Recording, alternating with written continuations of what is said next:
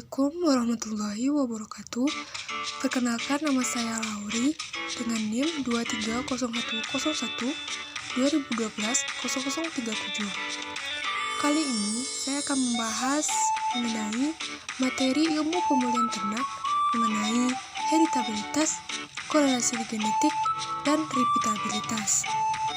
Kali ini kita akan membahas satu persatu, dimulai dari heritabilitas. Apa sih yang disebut dengan heritabilitas? Heritabilitas yaitu sebuah parameter yang menunjukkan ukuran suatu sifat fenotip dan sifat pemulihan berdasarkan dari sifat populasi ternak. Untuk nilai heritabilitas sendiri itu memiliki rentang nilai dari 0 hingga 1. Dari hasil perhitungan yang sudah saya lakukan mengenai bobot lahir dan bobot sapi Aceh, yaitu didapatkan nilai heritabilitas sapi Aceh untuk bobot lahir 1 yaitu 0,28 dan untuk bobot sapi 1 yaitu 0,18. Ini termasuk ke dalam nilai rentang yang telah disebutkan tadi, yaitu dari 0 hingga 1. Hal ini sesuai dengan pendapat dari Lasmono et al. Pada tahun 2016 yang menyatakan bahwa nilai heritabilitas dalam arti luas menyatakan dengan bilangan desimal yang berkisar antara 0 sampai 1. Menurut pendapat dari Wadani et al. Tahun 2015 yang menyatakan kriteria nilai heritabilitas diklasifikasikan menjadi 3, yaitu tinggi atau heritabilitas lebih dari 0,5, sedang heritabilitas lebih rendah dari 0,2 dan lebih tinggi dari 0,5, dan rendah yaitu heritabilitas kurang dari 0,2. Diperkuat oleh pendapat dari Haya et al. Pada tahun 2020, nilai heritabilitas berkisar antara 0 sampai 1, dan heritabilitas juga dikelompokkan ke dalam 3 kategori, yaitu rendah dengan nilai 0 sampai 0,15, sedang dengan nilai 0,15 sampai 0,30, dan tinggi yaitu lebih dari 0,30. Berdasarkan nilai heritabilitas yang didapat, termasuk nilai sedang hingga tinggi, nilai ini akan efektif dan efisien untuk perbaikan mutu dari genetik ternak.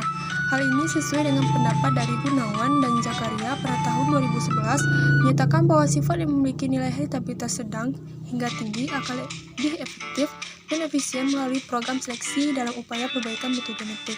Yang kedua yaitu mengenai korelasi genetik. Apa sih yang disebut dengan korelasi genetik? Korelasi genetik yaitu salah satu parameter yang menjadi indikator dalam pemulihan ternak yang menjadi hubungan antara yang satu dengan yang lainnya secara genetik. Hal ini sesuai dengan pendapat dari Mahmud dan Trubudi pada tahun 2020 yang menyatakan bahwa korelasi genetik merupakan suatu nilai yang menentukan keeratan antara satu sifat dengan sifat lainnya secara genetik.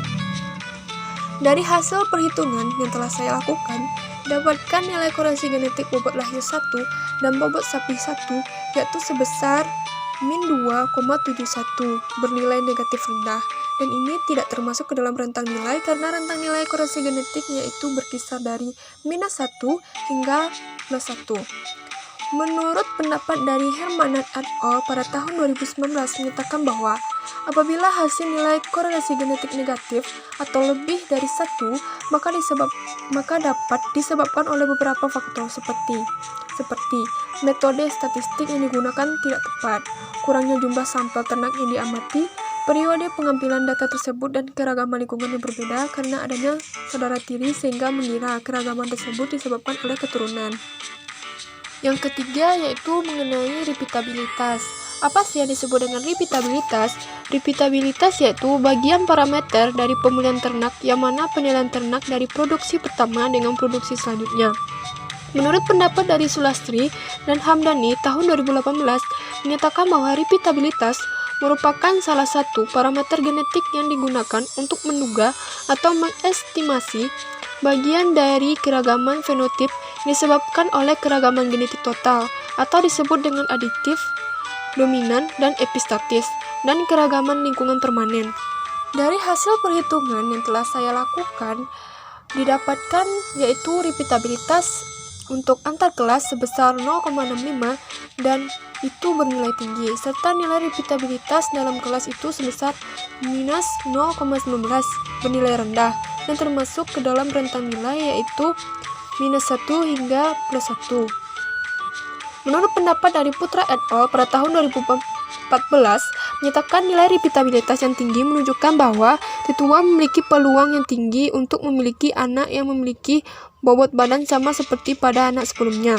Diperkuat juga dengan pendapat dari Sulastri dan Hamdani tahun 2018 bahwa nilai repeatabilitas berkisar antara 0 atau 0% sampai dengan 1 atau 100% yang dapat digolongkan menjadi 3 kategori, yaitu rendah apabila nilainya berkisar dari 0,00 sampai 0,20, untuk sedang apabila nilainya 0,20 sampai 0,40, dan tinggi apabila nilainya lebih dari 0,4.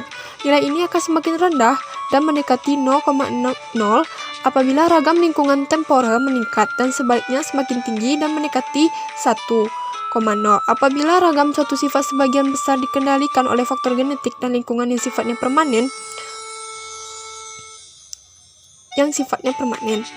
Menurut pendapat dari Winarni et al. Pada tahun 2020, menyatakan bahwa faktor yang mempengaruhi nilai repeatabilitas yaitu keragaman genetik atau disebut dengan dominan, dan epistatis, keragaman lingkungan permanen seperti kekurangan nutrisi, dan keragaman lingkungan temporer seperti perubahan iklim. Yang terakhir yaitu kesimpulan. Berdasarkan praktikum yang telah dilakukan, dapat disimpulkan bahwa dengan menghitung nilai heritabilitas, korelasi genetik, dan repeatabilitas, kita dapat mengetahui pengertian, manfaat, tujuan, serta faktor mempengaruhi dari 3 penilaian ternak tersebut. Pengaplikasiannya dalam dunia peternakan itu sangatlah penting untuk memperbaiki mutu genetik suatu ternak dan meningkatkan produktivitas ternak. Perhitungan data dummy yang sudah dilakukan juga memberikan pengaruh dari ketiga penilaian tersebut, berupa nilai yang bernilai rendah, sedang, dan tinggi. Sekian pembahasan dan kesimpulan yang dapat saya sampaikan. Jika ada kata-kata yang salah, saya mohon maaf. Wassalamualaikum warahmatullahi wabarakatuh.